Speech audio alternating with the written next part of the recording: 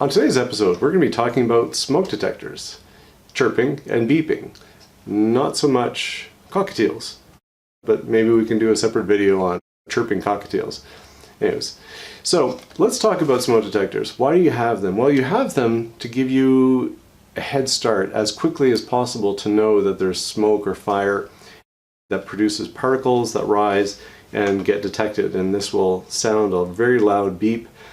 Maybe it only just beeps that area of the house, or it's connected to the other alarms in your house, or maybe it's connected to a remote monitoring service. So the smoke detector is to try to catch smoke as quickly as possible, and especially at night when you're asleep and you're not going to really be woken up by smoke.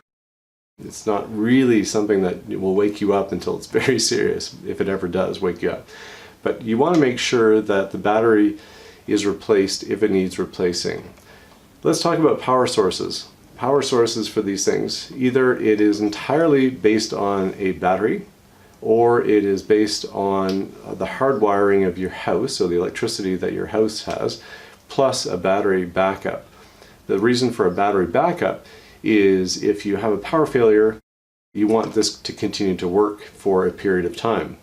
Hopefully that power failure is not much more than a few hours or a day or two, in which case the backup battery should work. If you have to replace the battery because of low battery chirping and beeping, you'll either have to replace the battery if it has a replaceable battery, or you'll have to replace the entire unit if it's one of these units that has to just simply be replaced every 10 years. Keep in mind also, a lot of these units kind of have a best before date. It'll say on the device as of when you should really consider replacing it. How to test? Well, on this unit, it has a green light that should be flashing periodically to show that it's working. Or if there's a test button, like there is in many places, you just press the test button and it'll beep. Remember, it's quite loud. You might want to tell the people in your house, or give them advance notice that you're about to do it so that they understand what's about to happen.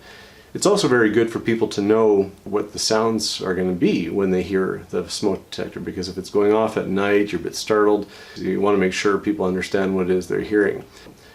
This unit will be mounted either on the ceiling or high on a wall to catch those particles as quickly as possible. To remove it, if you're looking at the device, it is going to be lefty-loosey and righty-tighty most of the time.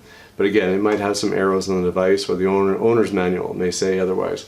But assuming it's the standard lefty-loosey, you turn it to the left, and that comes off the bracket or mounting screws. Inside you'll have a battery, and you just remove that battery, and you have hopefully some fresh ones. This one is a 3-volt CR123 battery. Make sure you replace the battery with what's required by your unit. It might specify a certain model and brand, and in North America quite often it's the rectangle 9-volt batteries. I'll put a photo of one up here. And just make sure that when you're replacing the battery, you get the polarity right, so the plus and the plus, the minus and the minus, and that makes sure you have the positive and negative lined up. Reinsert the new battery, and then righty-tighty to tighten it back on the screws or the mount, and then make sure you test it one more time just to see, well, maybe there's a test button which will make a loud beep, or there is a green light that flashes to signal everything's okay. Make sure you do this. It's said to be, if it's a replaceable battery one, do it every year. You can do this on your birthday or every New Year's, but just make sure you keep these things working, because they're critical to give you the heads up and get you actioned either to exit the structure, or maybe you're able to handle the developing incident. But just make sure you keep these things working in your favor, and you'll be much happier, and I think much safer. What do you think?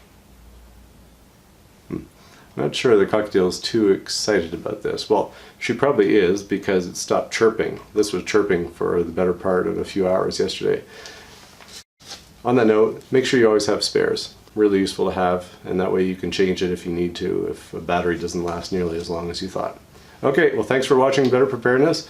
Put it in the comments section below. Do you find it easy to change the battery on your smoke detector? Do you have a love-hate relationship with your smoke detectors? Because when you're cooking, you tend to set it off. Who knows? But put something in the comment section below. And hopefully this was useful. Click that like button. That's that thumbs up one there. And the subscribe button. And well, thanks for watching Better Preparedness. And I'm going to put a couple of other videos here of interest to help keep you better prepared.